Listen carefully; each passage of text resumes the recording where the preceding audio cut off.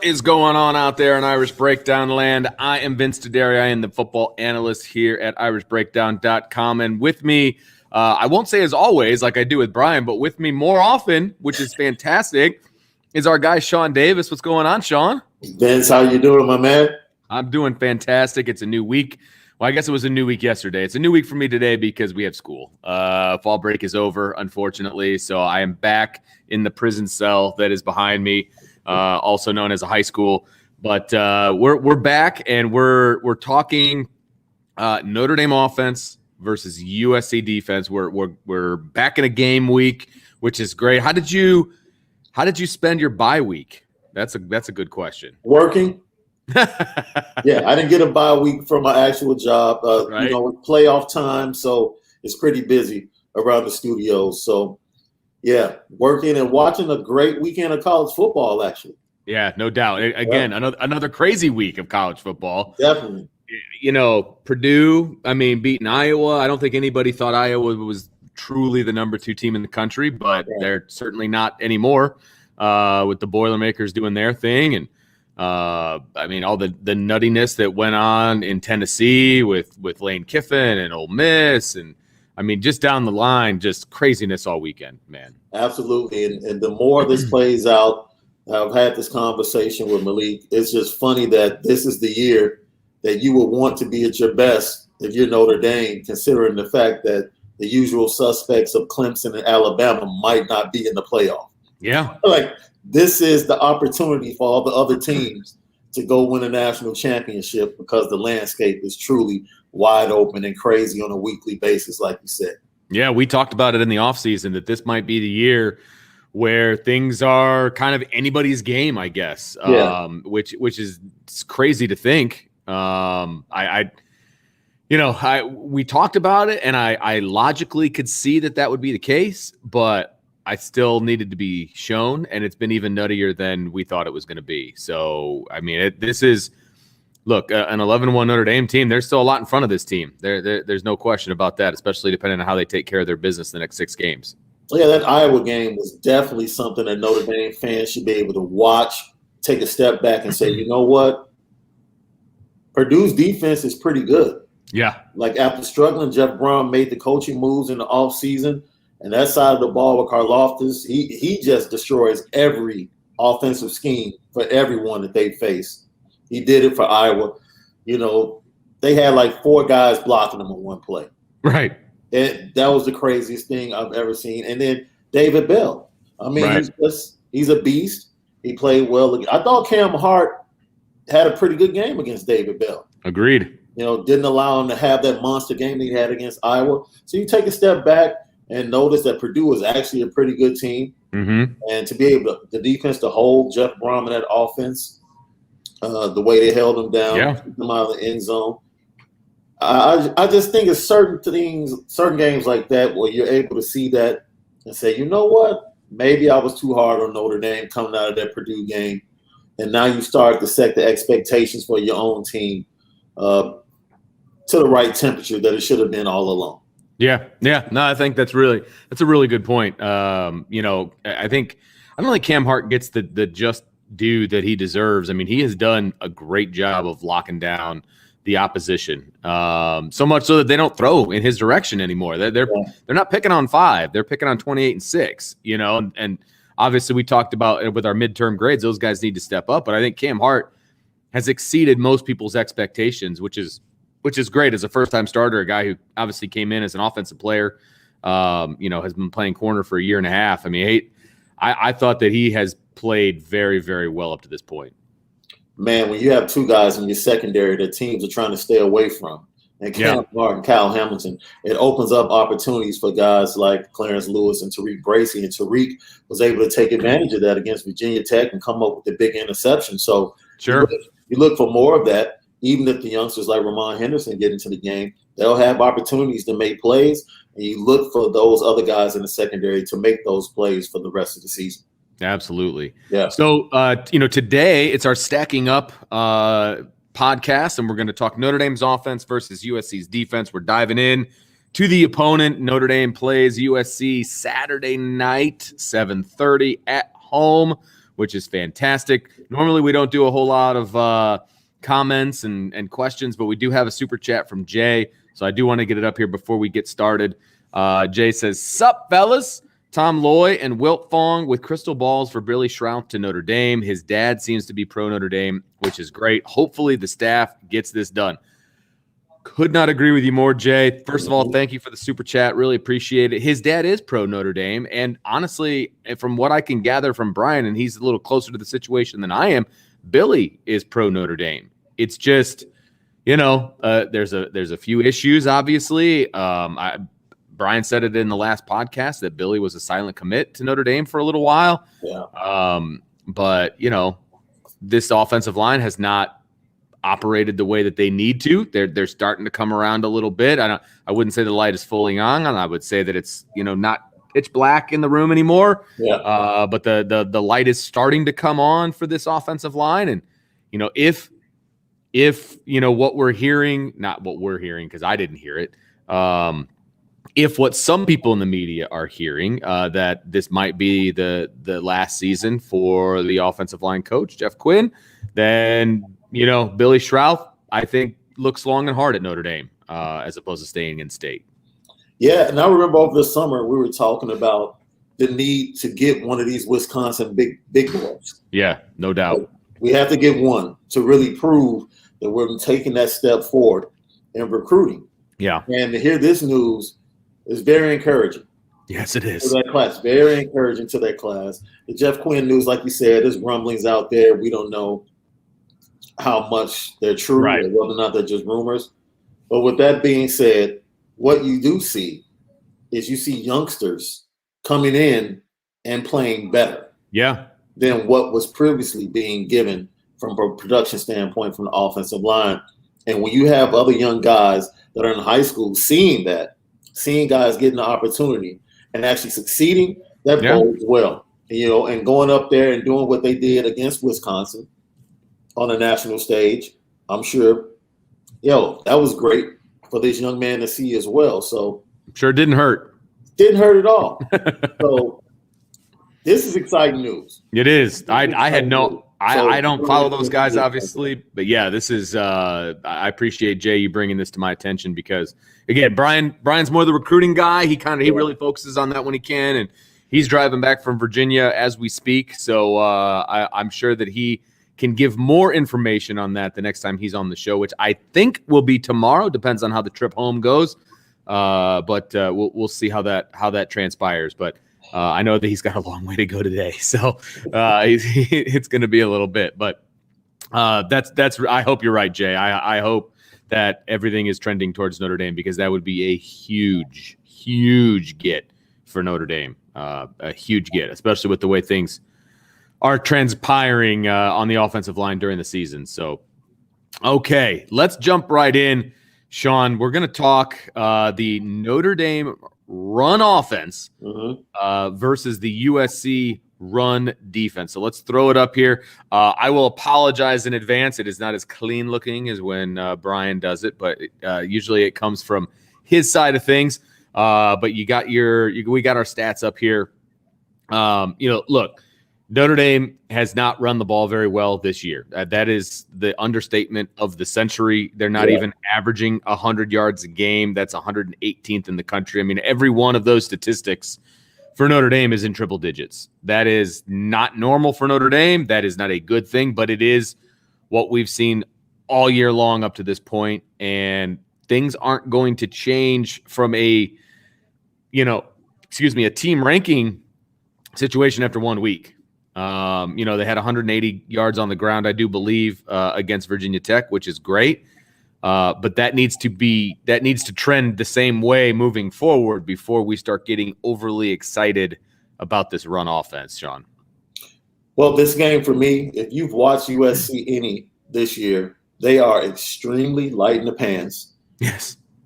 They don't have a true defensive tackle. And they have defensive ends, smallest defensive ends, trying to play on the inside. Their linebackers haven't been good. The top linebackers were injured before the season even started. And then their safety play has been atrocious. and they struggle tackling as a defense. And that's what jumped off the screen at me was they are atrocious at tackling. I mean, just atrocious at tackling. Terrible. So you think about that, you would lean towards Notre Dame. But like you said, now you look at Notre Dame's rushing offense and you see all of the numbers in the hundreds. And you say to yourself, okay, something has to give in this matchup. And you would think that Notre Dame, which every game we hear Brian Kelly, his pregame speech to the team, talk about physicality, one play at a time, taking the other team into deep waters. And right. Okay, this is the game where you show it. Because you're really facing a team that is soft, has been talked about as being extremely soft by the media that covers them. They're soft up the middle. They're not physical. So go ahead and pose your will. So for that, we can talk about the offensive line, Vince. We can talk about how the offensive line improved, how the running game looked better when Tyler Buckner was in there instead of Jack Cohn. We can get into all of those semantics. Right. This game for me comes down to Tommy Rees. Will you give a game plan that would allow your guys up front to go push USC around? Because they should be able to. It's as simple as that. Your guys, Patterson, Kristofic, Madden, Josh Lugg, and then Joe Alt, yes. Go push these guys around because physically they can't stand up to you, and there's nothing they can do from a scheme standpoint to stop you from doing it. They can't stop the rush up the middle, and they definitely can't stop the rush on the edges. They can't set the edge. They're too small. So when you have that type of advantage, in my opinion, that's going to be laid right at the feet of Tommy Rees and his willingness to go ahead and allow his offense to be physical. Even if USC comes out and they're into the game, because they've been in most of their games early. But by the time the third quarter comes around, they're worn down. And if you have to continue that, even if you're only getting 2 to 3 yards of carry early in the game, don't leave the run. Keep running the ball, and it will pay dividends late in the second quarter for the rest of the game.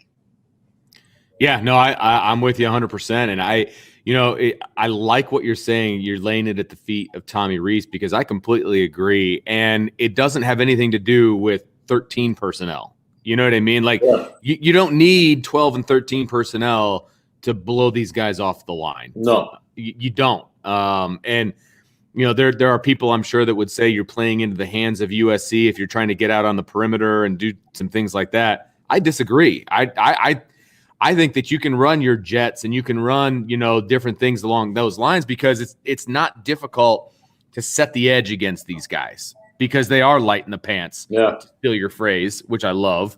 I think that you can push these guys around. You can get out on the perimeter. You can get Chris Tyree. You can get Braden Lindsey, on the move, hand the ball off, flip them the ball, whatever you need to do. Reverses because they are extremely undisciplined. Yes. A reverse against this team is going to make them look ridiculous, especially with the speed that Notre Dame has. I just feel like they should be able to do pretty much whatever they want as long as they execute. That's the thing. They have to execute. They have to fire off the ball like they did against Virginia Tech. Yes. They have to bring the fight to USC.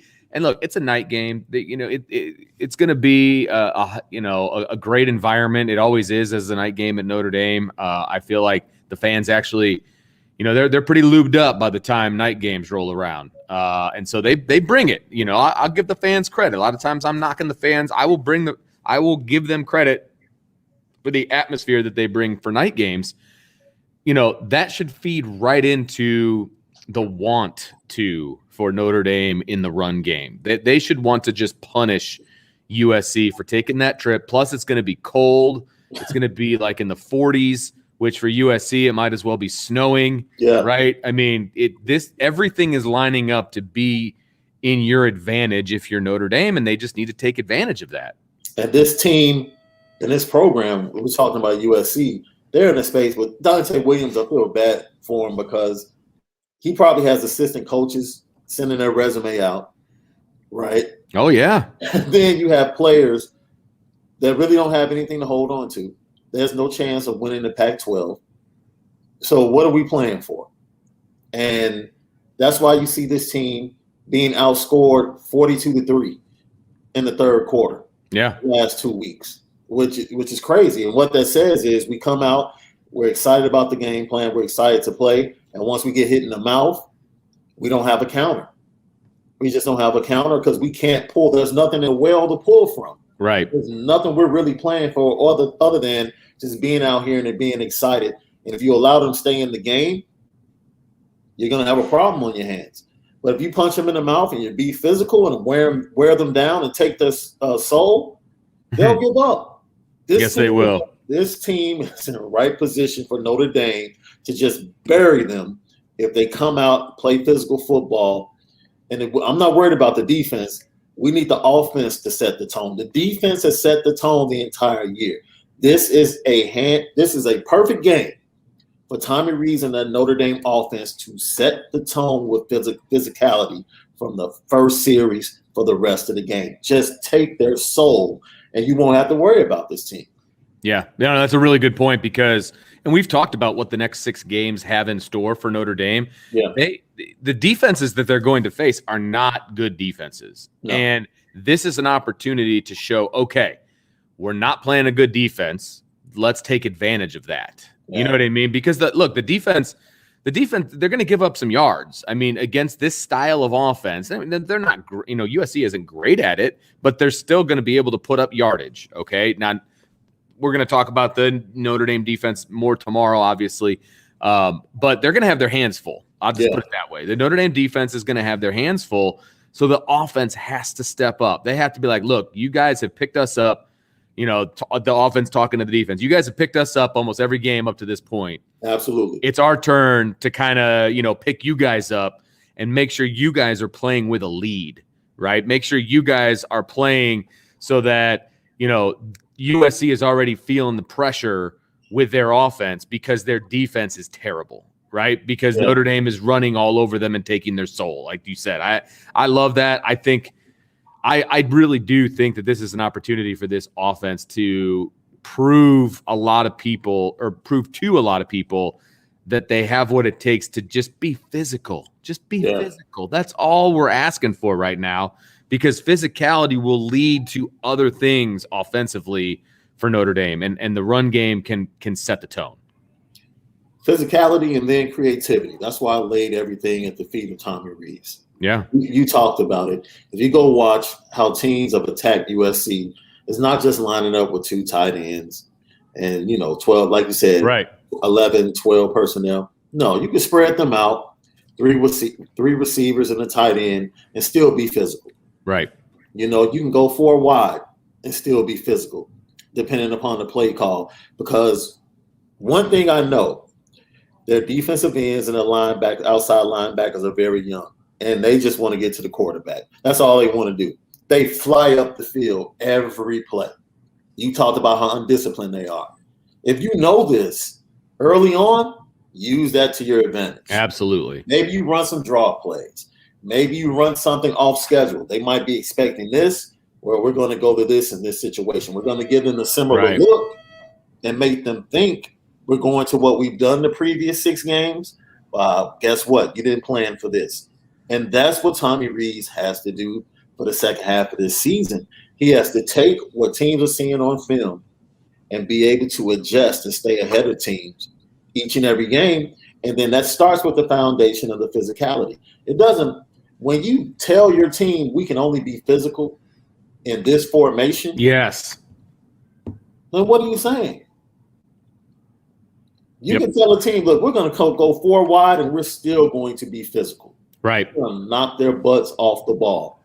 And if they put 9 in the box, then we're going to pop this quick screen out to the outside and get a big play.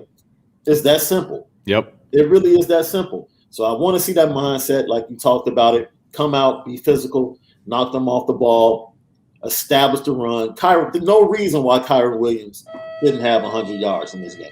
Right. No reason. Agreed. I absolutely agree. And you make a really good point in that you don't have to have 3 or 4 tight ends on the field to be physical. That's not That's not what we mean by being physical. You can have just your 5 linemen doing their thing, and then you've got 5 other guys going out on routes or running the ball or whatever the case may be, and still be physical. Like, it doesn't have to be 13 personnel. You don't have to dress Michael Carmody in an eligible number and have him as a tight end. Like, you don't.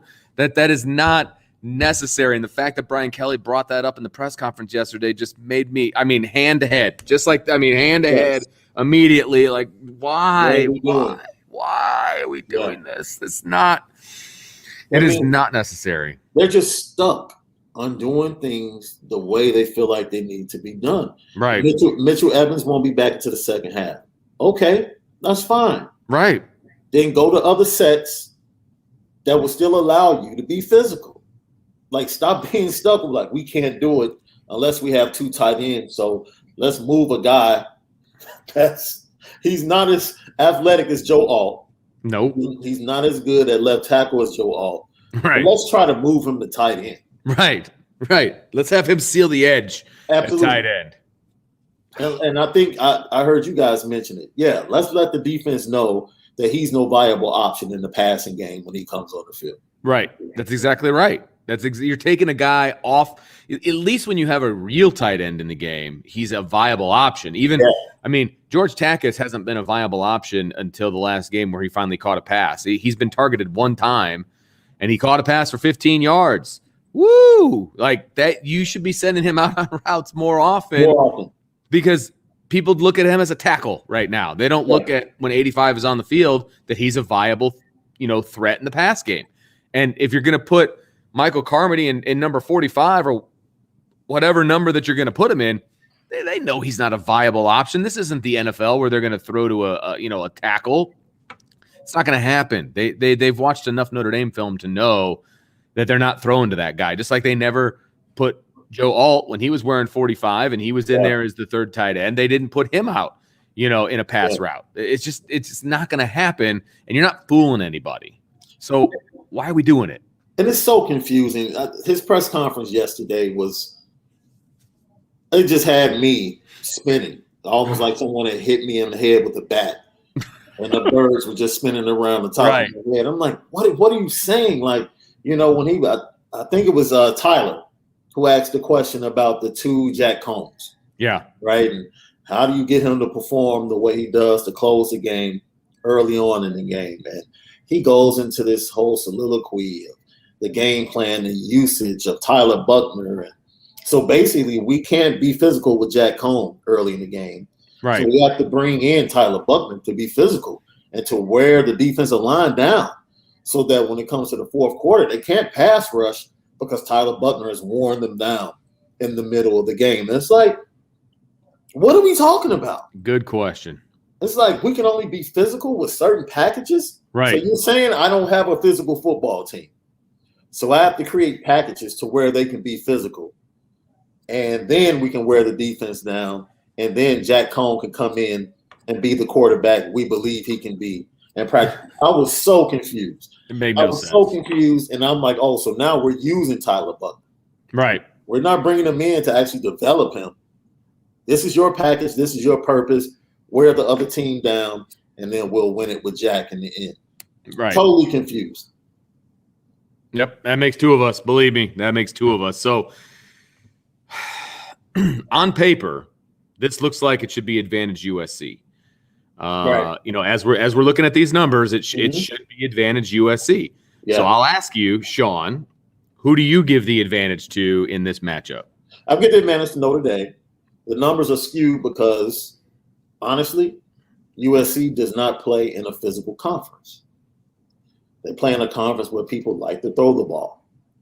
So those rushing attempts and the rushing attacks that they've faced really haven't been strong rushing attacks. But somehow, some way, teams still find a way to run the ball against them.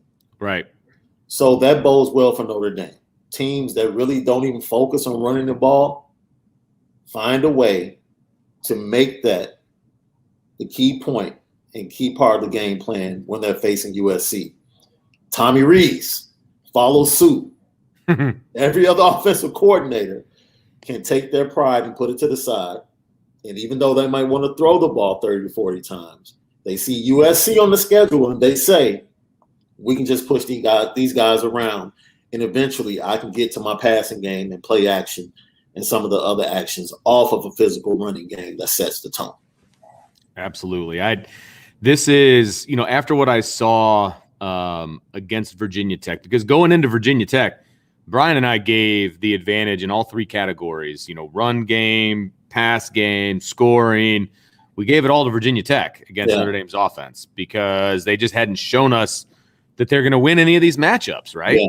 And if I didn't see what I saw against Virginia Tech, I would still be on that bandwagon where until we see something, I got to go with the opposition. But I did see some improvement. Okay. So number one, I saw improvement from the offensive line. I saw 5 guys that are giving it everything that they've got, which that's all I'm asking for right now. That's it. Yep. My bar is not high. I'm asking you to fire out the football, drive your legs, look like you've played offensive line before. And I will also say that I was pleasantly surprised that Brian Kelly is going to stick with the 5 guys that he's going to stick with. He's going to stick with Alt at left tackle. He's going to stick with Kristofic at left guard. I personally would still like to see Josh Lugg at right guard and then, somebody else at right tackle. Agreed. But he at least gave me the left side. Right. I'll take what I can get at this point. And then you throw in the fact that USC is just horrible on defense. Tackling is just terrible. And they're not – they can't hold up. Whatever you think the definition of they can't hold up is, they can't hold up. They can't hold up at the line of scrimmage. They don't hold up tackling-wise. Guys are running through their arm tackles. They are running through tackles, period. Opposition are always falling forward against USC. There's been a couple of plays where they've gotten lucky and they've brought numbers and they've found a gap. But other than that, they're not making plays on their own. And I just don't see them making a bunch of plays in this one either. So I'm going to give Notre Dame the advantage here in the run game. I can't believe I'm saying that Notre Dame has an advantage in the run game against anybody, but against USC, they do. They do. Yeah, and I'm gonna roll with that. So I rarely watch a team that's bad on all 3 levels on one side of the ball. And right now, that's USC. Yeah. They don't have any trust in one another. Right. So everybody's out of position. Everybody's trying to make a play when they're not supposed to be in that position, and they leave their position open, and big plays down the middle can happen all night against this team. The right behind the linebackers and right in front of the safeties. Yep. Against USC, that's the promised land. Mm-hmm. That you can get big plays there all night long because the linebackers are undisciplined. They're trying to help out, a defensive line that's really not penetrating and making plays. They're trying to come downhill. The defensive ends are just coming. Tyler Buckner would probably have a big game. If Tyler Buckner played all 4 quarters, Notre Dame would still win this game. I agree. If Tommy Rees called the correct game. Yeah, I agree. Because Tyler Buckner, he would take advantage of the defense and the undisciplined and being out of position all night long. And he's good throwing down the middle of the field. Yeah. If Tyler has to throw to the outside, that's when his accuracy comes up a little bit more. But crossing routes across the middle, tight ends, all of that, we'll get to it. I'm sure we'll talk about the passing offense, but that's our next stop. Yeah. Absolutely. So, all right. So, let me do this. Okay. So, we are going to talk about the pass game, the Notre Dame pass game versus the USC passing defense. And let me pull this up here real quick. All right, here we go. Okay, so there's the numbers for you. And scarily enough, the numbers actually benefit Notre Dame on paper, which I think speaks more to USC than I think it does to Notre Dame, because I don't think anybody would say that they're necessarily afraid of Notre Dame's pass game up to this point. At the end of games, yes. But overall, probably not, because, you figure in that number there at the bottom, the 24 sacks allowed, ranks them 126th, but USC only has 10 sacks total in, I think, 6 games. So, they are obviously not getting to the quarterback that often. And they are allowing just crazy efficiency. This USC defense, we talked about the fact that they don't tackle very well, so that doesn't make them very good against the run game. Well, they don't tackle very well in space either. Yeah. And on top of that, they're not disciplined in their drops at all. I mean, just when they're in zone, there are holes everywhere. I mean, there's holes everywhere. There was one play against Stanford where the kid was getting sacked and just kind of chucked it up to the middle of the field and found a guy wide open. I mean, there wasn't a USC defender in the neighborhood. That's not okay. I mean, it was. This defense is that bad. I mean, they are that bad. They've been able to pull down some interceptions because the Pac-12 likes to throw the ball around, so that's their best number. But they've had a lot of opportunities too to pull down, interceptions. Absolutely, they do have one really good defensive back. I like Isaac Austin Taylor. He's really good, number 6. He'll probably be lined up in Kevin Austin, trying to be physical with him. Sure, he's about 6'3", 200 pounds. Probably be taking a second, third round of the NFL draft. I like him a lot. But other than that, you talked about their tackling is porous. Safeties been out of position all season long. Linebackers trying to support a pass rush that they can't create. Yeah. They're just not that's a really good point. Pressure. Yeah. And they love to play bump and run, but their bump and run is totally different than what we saw with Purdue and Cincinnati and how they were able to take Kevin Austin out of his game, because it's an actual bump and run. USC just runs with you. That's it. Right. They don't touch anybody. They're not physical. And that plays right into Notre Dame's hands, to be honest with you. Absolutely. They're great at getting off the line if nobody's chucking them. Absolutely. Yeah. And so you'll see early in the game, they'll be playing run. I can't call it bump and run. They'll be playing run defense with their defensive backs. And then after they get hit with the play action, they'll go back to a zone in the second half. And then teams really pick them apart because the middle of the field is even more wide open. So with all of that being said, one of the things that sticks out to me when I look at these numbers is that the 64% completion percent allowed. I mean, they really haven't faced elite quarterbacks. Nope. Like, we're not talking about elite quarterbacks here, and they're still giving up 64.1%. That's just not good. So you're telling me you have a defense that's undisciplined. Your defensive backs are okay, but they really don't have great bump and run technique. They're just running with wide receivers and allowing wide receivers to go wherever they want to go.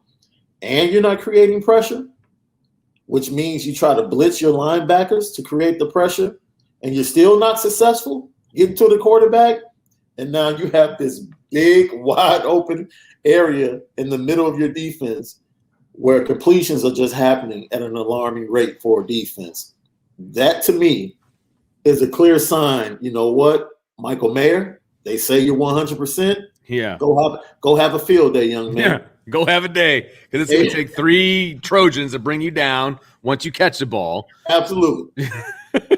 George Takis will get you 2 catches this week. Yeah. Instead of 1. Mitchell Evans, when you show up at halftime, we'll get you in the game plan. Oh, by the way, we go 3 wide receivers. Hey, Avery, run a couple of posts, run a crossing route that you've been able to catch when Tyler Buckner was in the game.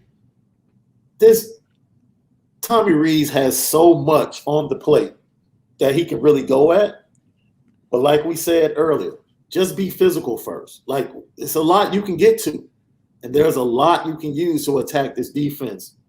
But be disciplined in your play calling and allow your running game to set everything up. Yeah. And then when you get to the second and third quarter, you can go do whatever you want to do, because I believe at that point in time, they'll let go of the rope as a defensive unit. And, this is an interesting game for me because I feel like I would be okay if Notre Dame tried to establish the run first. I would actually, the first 6 games, I'm like, you're not a running team. This isn't going to happen, But I feel like this USC defense is that poor that I would be okay with Notre Dame attempting to establish the run, because then it will open up everything else to them, and they will have a field day the rest of the way, whether they want to run it or whether they want to pass it. Yeah. I'm not saying go 13 personnel and pound it. That is not what I'm saying. I'm saying spread it out, run a little tempo, and run the ball while running tempo. I'm okay with that. You know what I mean? I'm okay with establishing Kyron Williams or Chris Tyree or Logan Diggs or whoever it happens to be that's taking handoffs. I'm fine with that. Yeah.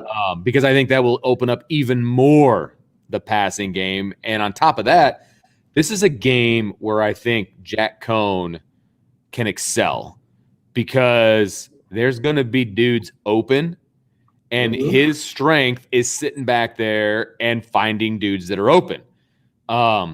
So if this offensive line can give him any time whatsoever, which I think that they can do against this front, against this USC front, I think he's going to have a field day as well. And they're going to have to start rushing 3 or 4 and a drop, that kind of a thing. And they're not going to be able to get pressure on him, because they're going to be worrying about the fact that there's so many holes in their zone, or there's guys running crossers and they're running away from these USC guys, or whatever the case may be. Jack Cohn's going to find open guys and he's going to hit them, because he is accurate. That 58.5% as a team is terrible. It's terrible. It's not good. That's not winning football. I don't anticipate that being the case. I anticipate them completing 65 to 70% of their passes in this game. I agree with that. And another thing that's going to be on the plate for Tommy Rees to use, if you watch USC, especially the last 3 games, is specifically Stanford, the Washington State game, and the Utah game. Running backs had a field day in the passing game. Yes. So arrow routes out of the backfield, routes to the sideline, quick swing passes, because of their poor tackling. Right. You can get it to a running back. You can get it to Kyron Williams. You can get it to Logan Diggs. We saw Logan Diggs catch a big ball over the middle late in that Virginia Tech game that eventually led to the game-tying touchdown and a 2-point conversion. Oh, yeah. Get these guys out in routes out of the backfield, especially now as you gain more confidence in that offensive line, and your running backs don't have to stay in as long to help. Get them out, arrow routes, quick pitches and quick throws to the outside, and let them break tackles, because you can break tackles and create plays in this game like any other game on this schedule. I don't think for me, if I'm an offensive coordinator, I'm looking at the rest of the schedule. Mm-hmm. This is the team I want to call plays against. Right. Out of all the defenses, you talked about the defenses we're going to face for the rest of the season. This is the one that I would target and say, this is going to be a fun Saturday night for me. This is going to be on my resume tape right here. Yep, absolutely. And I, again, we talk about USC being undisciplined. I mean, this is a perfect opportunity for some screens, running back screens, and because, USC is going to be rushing the passer, and they're, oh my gosh, we're getting through, and then you're just going to dunk it right over the top. And I mean, this is the perfect defense to run screens, not just to the running backs, but also to the wide receivers. Even run a screen to the tight end. That's fine too. Mix it up a little bit and force USC to be disciplined. I think that is the key for me. I'm going to do everything in my power. I'm going to be putting some guys in motion. I'm going to be coming out with some different looks as far as formations are concerned, because I think that you're just going to mess with their heads and they're not going to know what to do. And you're going to end up having guys running wide open. And I think one of the things we saw that I thought was creative, and I don't know how many people actually gave Tommy Rees credit for it. We saw him put the tight end and Kevin Austin inside in the 4-wide, in the 13 or the 4-wide set, which I thought, yes, move Kevin Austin around. Stop putting them in the same position. Finally. Where people actually allow a defense to have to find where he's at, put him against the nickel back, put him against the safety. Yes, absolutely. Absolutely. Plays. So now imagine last week that was without Michael Mayer. So now imagine trying to do that with Michael Mayer. Who do you double? Who are you paying more attention to? And now Braden Lindsey and Avery Davis can have field days on the outside. Exactly. They can have field days on the outside because it's going to be man-to-man. The safeties have to pay attention to Michael Mayer, right? And you're going to give Kevin Austin single coverage in the slot. These are the type of creative things that Tommy Rees can do to make everybody better. Right. And we've seen him. We've seen him put Michael Mayer on the outside against a corner or against a safety. Yeah. That win Notre Dame, move him around. You move all those guys around a little bit, you're going to find a matchup that you like. Yeah. There's no question about it. Go trips to one. They did this. I forget which game it was, but they had trips to one side and they had Michael Mayer all by himself on the other side, and he was one-on-one, man-to-man. Why would you go anywhere else? You know what I mean? Absolutely. Everybody in the stadium knows you're going to 87. Stop it. Yeah. Sometimes again, it just makes too much sense. So, and we're just like we asked for the offensive line to just give us energy and give us effort, and that's all we're asking for. All I'm asking Jack Cohn to do is to be himself. That's it. Yep. That's all I want you to do. Don't try to be Tyler Buckner. I'm grateful that you were able to scramble to the right, buy some time, and complete that 2-point conversion to Kevin Austin. Yeah. That's great. That's not you. That's a once-in-a-lifetime play for you, Jack Cohn. Yep. All we want you to do is to survey and be able to navigate the pocket.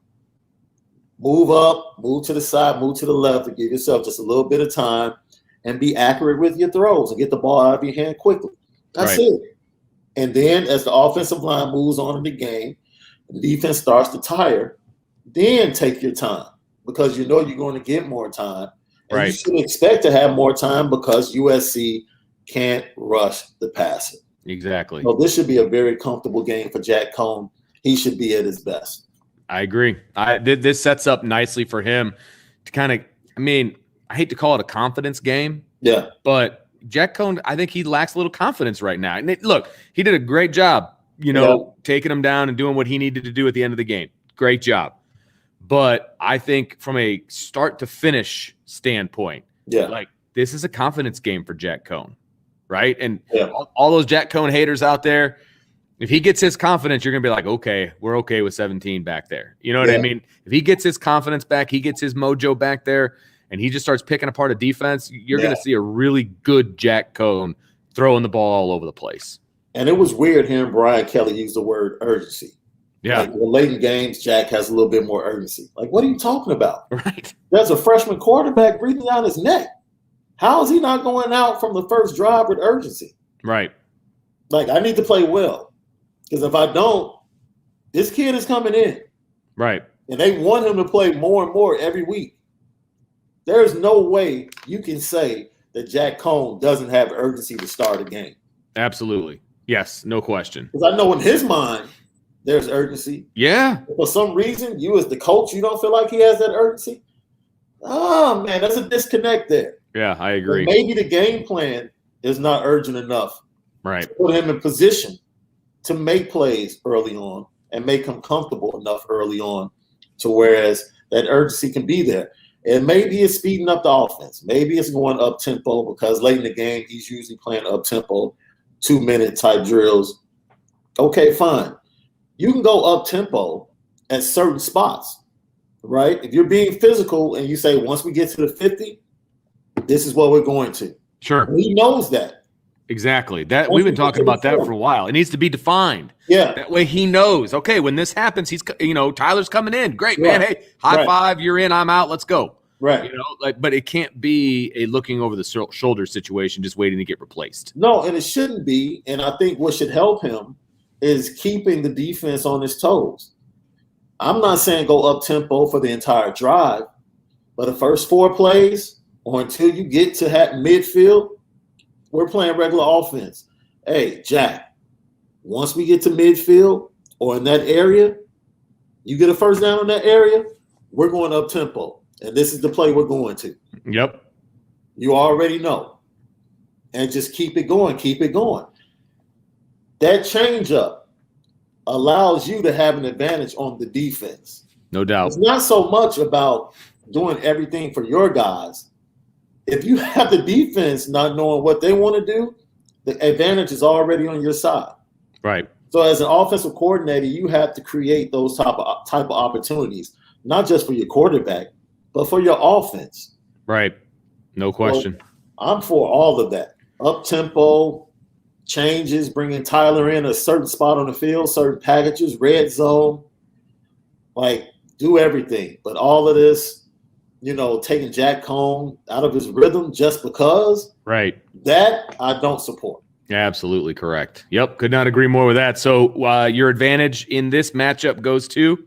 Goes to Notre Dame. Yeah, it has to. I'm sorry. Yeah. I just have no respect for this USC team or either unit. I just don't. Nope. And it's hard to. After watching them live, it's hard to have a whole lot of respect for this defensive unit. And they're coming off a bye week just like Notre Dame. Right. It's an arch rival. True. I'm sure they're going to be fired up. For all accounts, they played better on the road this year than they have at home. True. So you're probably going to get an A effort for a small sample size of this game, probably the first quarter and a half. And then after that, I think fireworks. Absolutely. Notre Dame offense. Okay, we got one more category to talk about, and that is the Notre Dame scoring offense versus the USC scoring defense. And here it is. Obviously, again, on paper, believe it or not, Notre Dame, actually on paper, it's a little bit even, I would say, as I'm going back and forth, kind of looking here. Notre Dame's averaging 31 points a game, which puts them, 47, which is a little better than half the country. And USC is obviously giving up a lot of points. They're giving up 27.3, and that puts them at 79. It's the chunk plays that worry me. Notre Dame doesn't have a lot, but USC gives up a lot. So I think something's got to give there. The red zone is not good for USC. It's trending better for Notre Dame, but it's still not where it needs to be. They're allowing 17 touchdowns in 23 drives. Yeah. That's 73%, 73.9%. They haven't given up a field goal though. So those 6 drives mean they've turned it over, or they've gotten a turnover in there. Right. They haven't given up a field goal, but they've given up a lot of touchdowns. So it's like, okay, I guess that's good that they haven't given up a field goal, but they've given up 74% of touchdowns. Yeah. So something's got to give there, obviously, as well. And, they've gotten a lot of turnovers, but again, 7 of those 10 turnovers are interceptions. And like we said, they face a lot of throwing teams, so they have a lot of opportunities to get those kinds of turnovers. So third down for Notre Dame absolutely needs to be better. It's not good right now. They're 105th in the country, and USC's third down defense is actually decent. They're top 30. Which is crazy based on what I've watched of them. It feels like they're giving up first downs all the time, but maybe that's because teams aren't even getting to third down. Maybe that's what it is, because they've only had 68 opportunities for third downs, and Notre Dame's had 93. Right. So I think that is actually pretty telling. I don't think teams are getting to third down against this defense. That means you can get whatever you want, Vince. Right. Any down. Any distance, you can get whatever you want against this team. There will be plenty of opportunities for Notre Dame. It goes back to the word you used at the beginning of the show, execution. Yeah. If Notre Dame executes, they'll put up points. It's as simple as that. The opportunities will be plenteous on Saturday night. Yes, they will. I agree. And again, they're going to be home. It's going to be a great environment. They're going to have plenty of opportunities to score. They're going to have plenty of opportunities. And I said that this was, a game for Jack Cohn, a confidence game for him. This is a confidence game for the offense, period. Yep. Whether we're talking about the run game and the offensive line, or whether we're talking about the pass game and Jack Cohn, or whether we're talking about Tyler Buckner coming in and running the offense, right? Now, an offense that is skewed towards him, that's what you have to do as an offensive coordinator. I have no problem with that. I'm not asking him to come in and be Jack Cohn, right? But for him to come in and gain confidence from an execution standpoint with what they're asking him to do, I think is huge for him moving forward. Yep, I agree. And like I said, this offense has to set the tone, first with physicality, then executing the opportunities and getting the big plays, putting points on the board. And more importantly, I truly believe the defensive effort we saw against Virginia Tech was a result of great planning from Virginia Tech on how to attack Notre Dame. But even more than that, the effort that Notre Dame had put out in the previous 3 games defensively to keep this team in the game and keep things where they are. Right. They were a little worn out. Like we saw a team that was just a little half step slower against Virginia Tech than they had been in previous games. And the bye week couldn't have come at a better time, especially for our defensive unit. So get out early, score points, get big plays, and unleash a rejuvenated defense. Because what they can do, once you make the USC offense one-dimensional by scoring points and getting ahead, now you let your front seven go. Absolutely. Let your front seven go and attack and create turnovers and take full control of the game. But it starts with our offense. Yeah. Set the tone, get the big plays, be physical. The game should be pretty easy. Of course, we're not on the field. So it's easy for us to say what should be easy. But well, analyst, that's the way I see it. That's just the way I see it. Absolutely. And I tell you what, I would love to see, and I know we're going to talk about the defense tomorrow, but this has to do with the offense. If the offense can get the defense a 2-touchdown lead, you know what I mean? Like, let's see what this defense can do with a 2-touchdown lead in the first quarter. Yeah. You know what I mean? And that's, we're talking offense, but they need to go down and they need to finish drives. Go down and finish the first 2 drives. Let the defense, get a 3 and out. And then all of a sudden they're up 14-0. Watch what this defense can do when they've got a lead like that. Like I really think that could be just huge for both sides. Let that defense just dominate with a 2-score lead where they're not worried if they make a little mistake that they're going to lose the game because the offense hasn't done their part up to this point. Yeah, you have to, because you anticipate that this defense is going to face 50-plus passing attempts from the USC offense.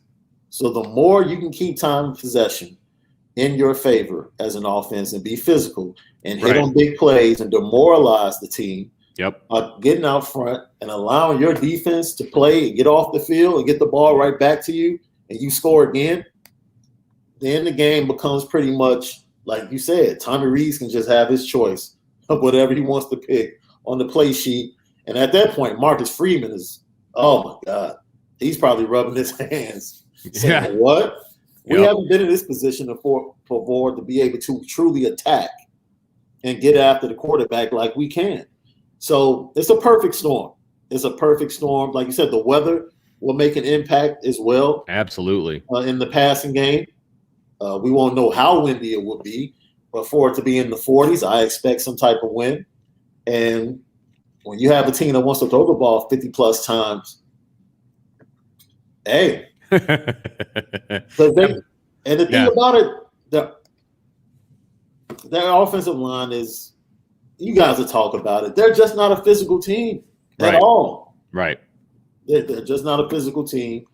So if Notre Dame comes out and just bullies, play bully ball, they'll be successful. Yep, no doubt. So I know this is a formality, but I'm going to ask you anyway, who's got the advantage here when it comes to scoring offense versus USC scoring defense? It's definitely Notre Dame. And like I said, the only reason that they'll hold Notre Dame's points down on Saturday as a defense, speaking of USC, is if we don't scheme, if we come out and try to play cute football against them. and try to throw the ball all over the lot. If we try to do that, they'll make some plays because they can't intercept the ball. They do have some talented guys in the secondary. But as I said before, they're just undisciplined, and they don't like to tackle. They don't like to play the other part of football. So if we play into that and allow them to create a couple of turnovers, maybe a blitz gets home on Jack Cohn or something like that, and it leads to points, then it could be a long day, and they can hold the offense down. But if Notre Dame just comes out and establishes the run, and they play physical, take advantage of the big play opportunities that are there, and will be there all night, there's no way. And I have a bet. I actually bet Malik on this. Uh-oh. Because I think over the next 2 games, I think Notre Dame can score 40 points as an offense. There we go. He says there's no chance. So that's the bet. That's great. And hopefully I come away a winner on Saturday night because I really think Notre Dame can put up 40 points as an offense. And the defense can't score any of the points to help. Okay. So it's got to be all offense. Okay. All offense. So I need Jack Cohn at his best. Yes. On Saturday night. Yeah. He has every opportunity to be that way. Yeah. There's no question. Every opportunity. So I agree with you. I'm going with Notre Dame with the advantage here. I just feel like, look, USC has dudes. There's no question about it. But there's just so many holes in this defense. And they're just so fundamentally unsound when it comes to tackling and when it comes to any kind of scheme. They'll make the playground plays, right? If you allow them to. You know what I mean? Like they'll make – if it's one-on-one and you throw up a 50-50 ball, they could go up and get it, you know? But if you just run your scheme and you just hammer it home, I just don't see how Notre Dame isn't successful here. So I go advantage Notre Dame as well. So that's advantage for Notre Dame in all 3 areas for both of us. And I think it says more about the USC defense than it does about the Notre Dame offense. But, this defense isn't good, people. And if you don't believe me, go watch some USC film. There's plenty of it out there on YouTube. Go watch it, and you will be like, holy cow, these guys are on full scholarship. Okay, got it. And that's one of the craziest things, right? Because you look at their recruiting over the last 2 or 3 years, and all you see is 4-star, 5-star. Yeah. And, everyone that covers the team out there, they're all consistent and saying, these guys aren't as good as the players that we've seen come to USC before. Right. And that's kind of disconcerting, but it also lets you see a couple of breadcrumbs of what really took place under Clay Helton. Right. Absolutely. Maybe it's development. Right. You got a bunch of 4 or 5 stars, but they're not producing. Like, what else could it be? Right. No doubt. So we have one super chat I want to get to before we wrap things up, Sean. Bill, I didn't forget about you, Bill, even though it was about a half hour ago. He says, so thank you for the super chat, Bill. He says, I feel like if BK got out of the way and turned him loose, Tommy Rees would show us a completely different play package. Thoughts? I would say it would be a little bit different. It would be potentially a little bit more aggressive. But it's going to look a little bit like what Brian Kelly is, because what else does Tommy Rees know? I mean, he was obviously a player under Brian Kelly. He's been a coach under Brian Kelly. He's been a coach elsewhere for, I want to say, 3 seasons total. Yeah. But he's learned pretty much everything under BK, and you are the product of who you learn from. So I think it will look similar, but I think that he's got some more creativity and a little bit more aggressiveness to him. So it would look different, but not completely different. Sean, what do you think? Yeah, I've kind of been underwhelmed by Tommy Rees as a play caller this year. And maybe that's my own expectations. Sure. Believing that him in his second year, he can take another step forward. And like you said, he's off the Brian Kelly tree. Right. He played under the man. He knows what Brian Kelly wants. Right. And I believe he was put in that position to be able to implement what Brian Kelly wants with maybe a little wiggle room, maybe just a little bit. There's no reason. There is absolutely no reason why Braden Lindsey and Avery Davis should be touching the ball 3 to 4 times on quick screens, reverses, jet sweeps per game. There's just there's no excuse for that. Agreed. I don't care what defense you're facing, what quarterback's in the game. there's no excuse for that. Right. So the misuse of your talent to this point has been quite evident. And for that, I have to hold them accountable. It's easy to go out there and say, we need to get the ball to Kyron. We need to get the ball to Austin. And we need to get the ball to Michael Mayer. No kidding. No kidding. Yeah, exactly. But how can you use them, those three players, to make everybody else better?